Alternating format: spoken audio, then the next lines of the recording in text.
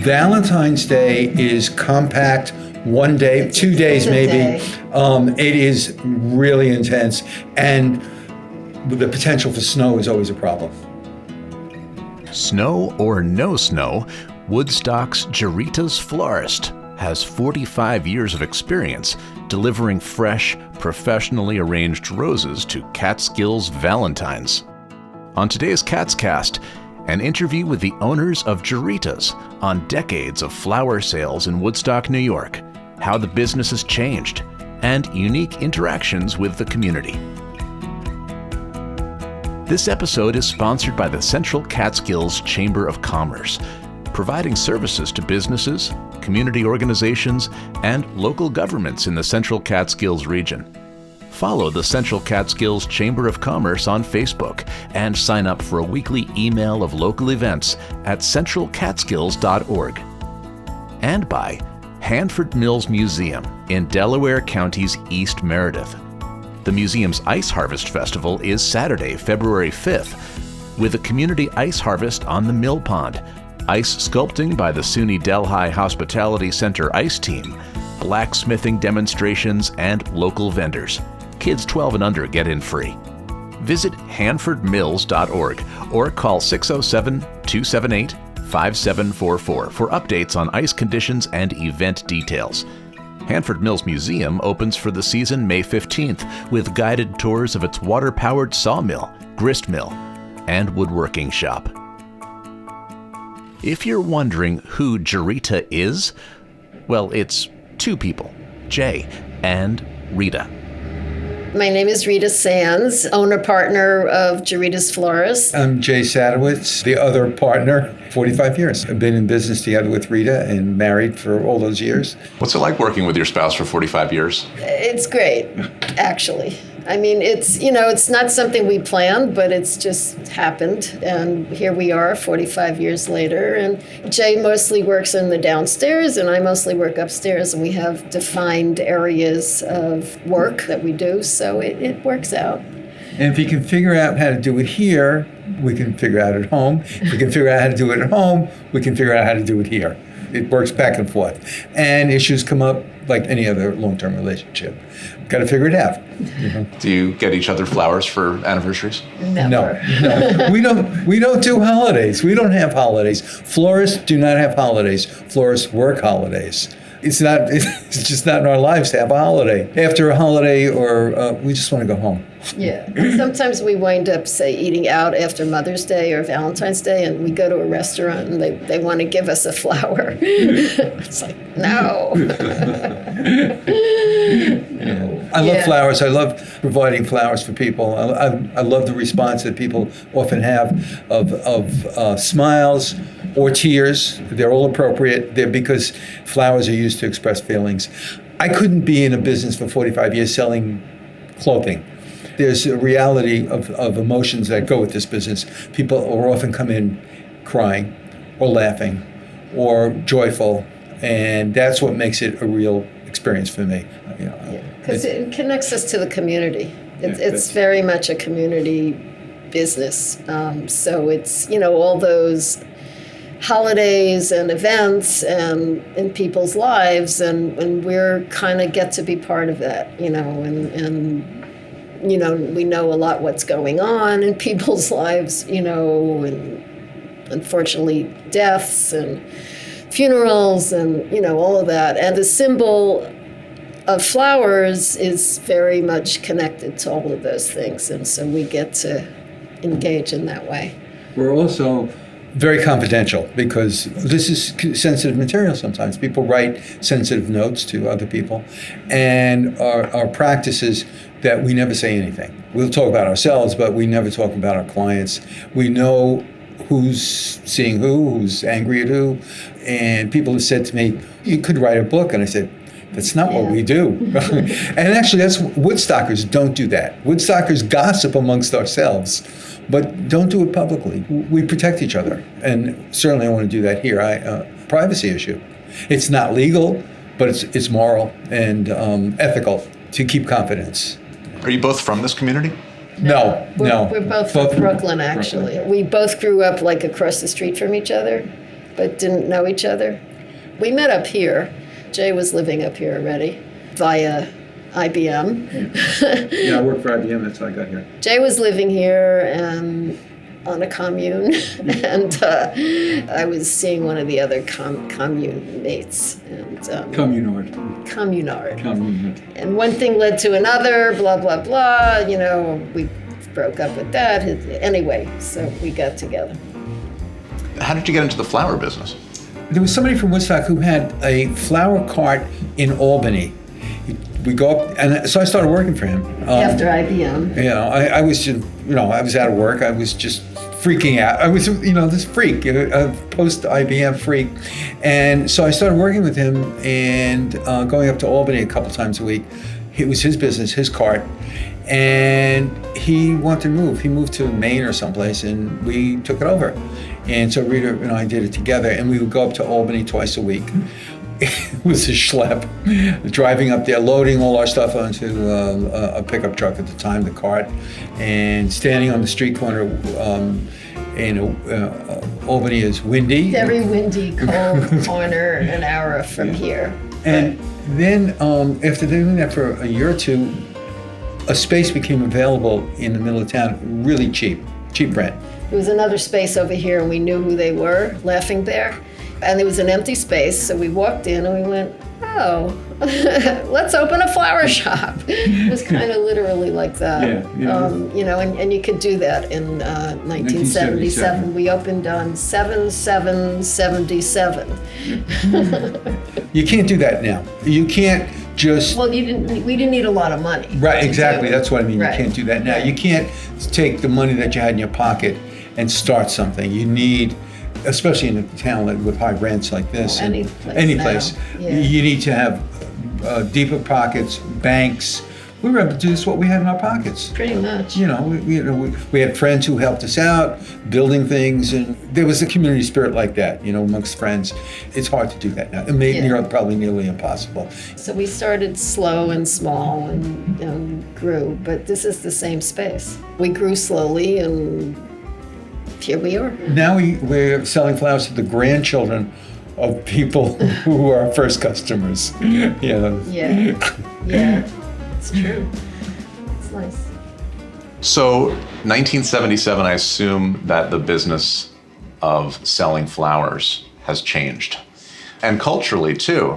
There was a time, I think, when everybody sent flowers to a funeral. Now they say, in lieu of flowers. Yes, that's been an issue for the floral industry for a long time. Yes, the mainstay of floral business were funerals forever. That's changed. Certainly changed with COVID because there were no funerals. There were a lot more deaths, but there were no funerals because they weren't allowed. There was no gathering. And yes, in lieu ofs are a problem for the industry. It's out of our hands. I mean, that's just a phenomenon that's going on. The whole industry evolved, as every other industry. I mean, because when we started, there were no supermarket flowers. So there's supermarket flowers, and you can get flowers anywhere now. And plants. And plants, and where you couldn't back then, you'd have to come to a flower shop. So what we do now is more professional design. We do still have walk-in. People like us, people like our flowers. We're here. But a lot of our business is design. We do a lot of weddings. So that's something you don't get at a supermarket. Say plants. You could buy a plant at a supermarket and or Lowe's but they don't look like this. They're not displayed like this. They don't have florist quality containers. They're not gift worthy. There are a lot less florists in the country than there were when we started. And it's also changed in how, before the internet, everything was like FTD and Teleflora in terms of like sending something across the country. But if you have a website, you don't need that. Although we still do. Although we still are, because we've been in Teleflora for a long time. So you have to stay on trend. And one of the great things about the flower industry, there's always new flowers. It's like a joy to get these big boxes, and we open them up, and they're like, you go, oh, look at this, look at that, and how beautiful. Yeah, we're lucky in that we have a supplier who delivers to us a couple of times a week, because we've tried years ago going to New York to the market. That was awful. Too far for us. So sometimes we'll go to our local supplier, but generally we can do this on the phone, and they deliver here, and that saves us a lot of energy. Where do the flowers come from? Mostly South America, Holland. Literally around the world. New Zealand. We get stuff from New Zealand, Asia, Israel, Africa.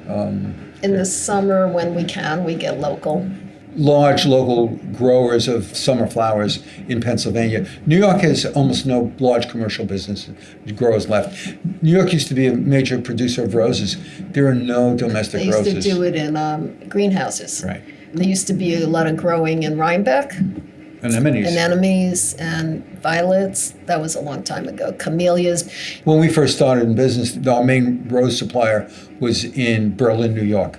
As the price of fuel increased over the years, it became much cheaper for the industry to grow flowers in South America and ship them, fly them to Miami, then truck them up to here. All our roses these days come from Ecuador. High elevation, they shade them from the sun, but the temperature is consistent because it's a higher elevation. So they don't have to heat, and heating is expensive. There's got to be an environmental impact. Have you found ways to ameliorate that in any way on a local level? Well, we buy local if we can. We try to use products that are, sometimes we use recycled glass. We started using bamboo card holders instead of plastic. It's aesthetically more pleasing also. There's something called Oasis, which is a holding medium for flowers. And we use that as little as possible these days. We try to put as much as possible in glass instead of Oasis. Other impacts, fair trade.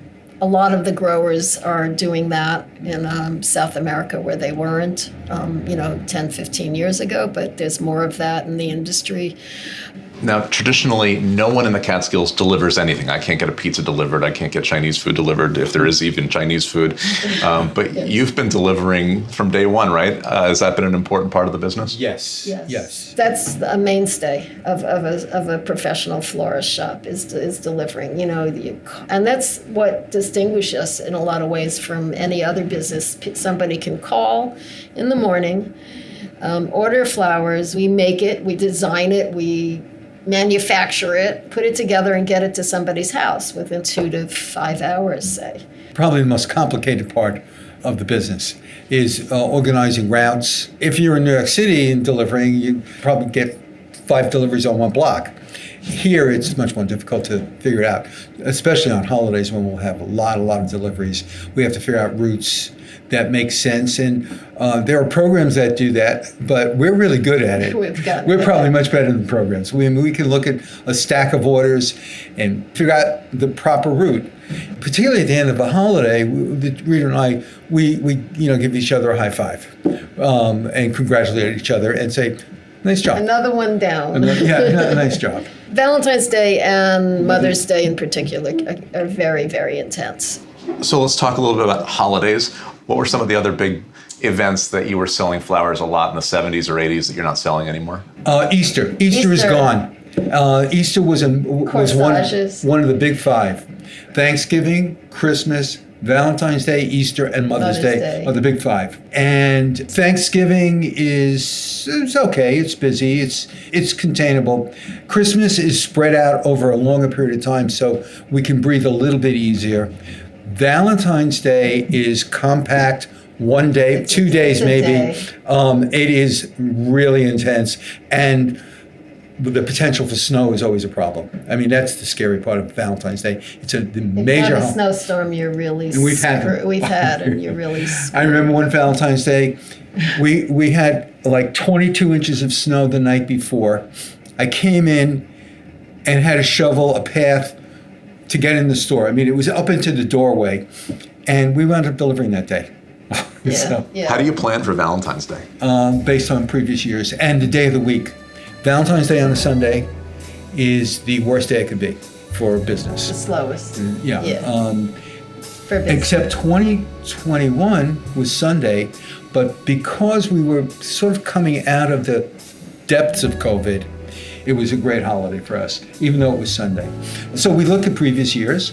We look at what's trending and what day of the week it is. If it's Wednesday, we know that we're going to be the best, Wednesday, Thursday. And the reason for that is people don't go out to dinner or brunch in the middle of the week. Then we get to Easter, which used to be a major holiday. Every woman went to church, would wear corsage. People would decorate their houses, send flowers, plants. It's changed. Well, that's the supermarket stuff, because everybody. Right. And even if you're somebody that doesn't sell flowers normally, places get flowers plants at Easter in their business. So people also not celebrating in the same way. Well, not having Easter dinner as much with their families. And people go to church differently, much more relaxed. Don't dress up. And so everybody's putting on their Easter finery and putting on a corsage. We're not unhappy about less corsages. Corsage work is not. Nobody likes to do it. Yeah, it's a little time consuming. How do you keep everything fresh and ready to go? How do you manage your inventory? We sell it. Move it out quickly. We know we're pretty good at figuring out how much to order. We can get flowers a few times a week from a couple of sources. What you see in the shop is pretty much what we have.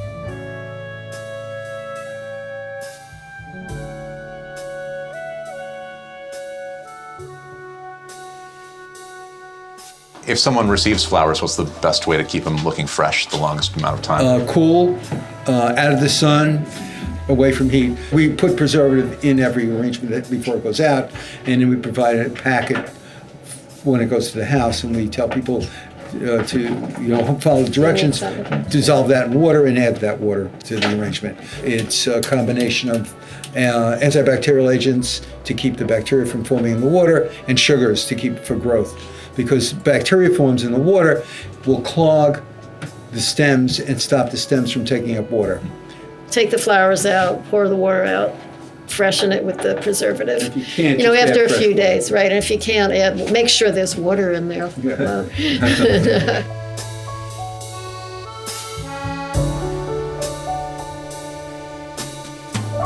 I thought we'd play a little game. This is going to be a rapid-fire matching game. Okay. So I'm going to list an occasion, and you list the top flowers that are to go into that arrangement. Mother's Day. Roses. Peonies. Peonies. Roses, peonies, stock, lisianthus. Hydrangea. We use a lot of hydrangea. Bride's bouquet. Roses. Dahlias. Dahlias in the fall. Peonies. Peonies in the spring. Garden roses. Groom's corsage matches. Generally. Spray rose, something smaller. Yeah, something from the bouquet to match. But smaller. Funeral. Gladiolas. Lilies. Snapdragons. Mums. Bigger. Usually it's at a distance, so it needs to be seen. And they have to be generally a lighter color. Funeral homes are often somewhat dark. Congratulations. Sunflowers. Happy flowers. Sunflowers, Gerberas, happy face flowers. Yeah. And obvious, but roses. Valentine's Day. Roses. Yeah. Roses are a mainstay, and for a good reason. They're beautiful.